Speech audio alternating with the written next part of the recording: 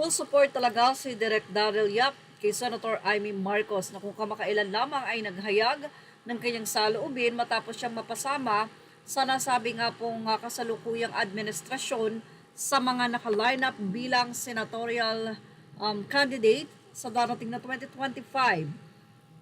Pero nilinaw ng senadora na siya ay tatakbo bilang independyente.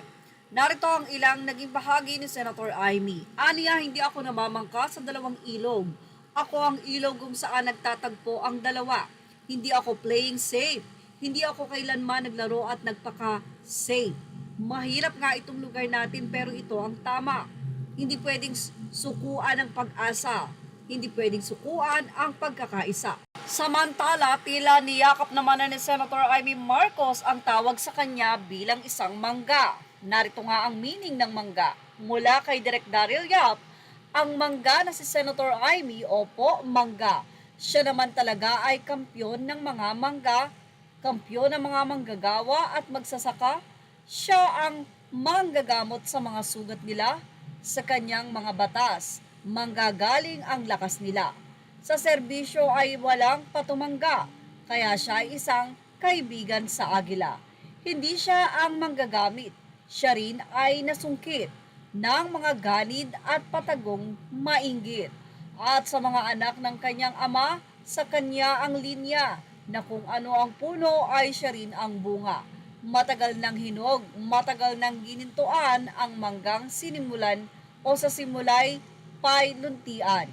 At gaya ng mangga matamis masustansya, si Senator Amy R. Marcos ay laging pambansa, opo, mangga. Samantala, hindi man nanggaling kay Senator Riza Ontiveros pero damay ito sa banat na ibinigay nitong si Direk Daryl Yap sa isang netizen kung saan ito ay nag-post si Juan Paulo Lee at doon ay may mensahe ito na hahaha, huwag nyo nang asahang mananalo ang Duterte sa 2028 kasi pakakainin lang siya ng alikabok ni future President Riza Ontiveros sa 2028 election. Anyway, narito naman ang naging suggestion ni Direk Daryl Yap sa naturang nag-post nito. Aniya, dapat daw ay hilamusan itong si Juan Paulo upang mahimasmasan. Narito naman ang naging say ng mga netizen. Magandang laban yan sa 2028. Sana gawing standard bearer yan ng mga pinkies, Hontiveros versus Duterte. Tignan natin kung mga forma yan sa Visayas at Mindanao. Siyempre, exception ang Ilonggo Country na baluarte ng Diklawan at Pinklawan. Mula naman sa ilang mga netizen, nila very confident, lakas ng amats, mahirap gisingin ang taong natutulog-tulugan direct. Nasa pinakahuli si Riza noong nakaraang eleksyon.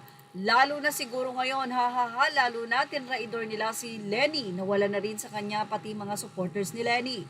Dudo nga din ako sa pagkakapanalo niyan. Sino man ang isa, masyadong elesyonada yan. At yan ang ating Showbiz Now update. Images are all credit to the rightful owners. Thank you for watching Showbiz Now.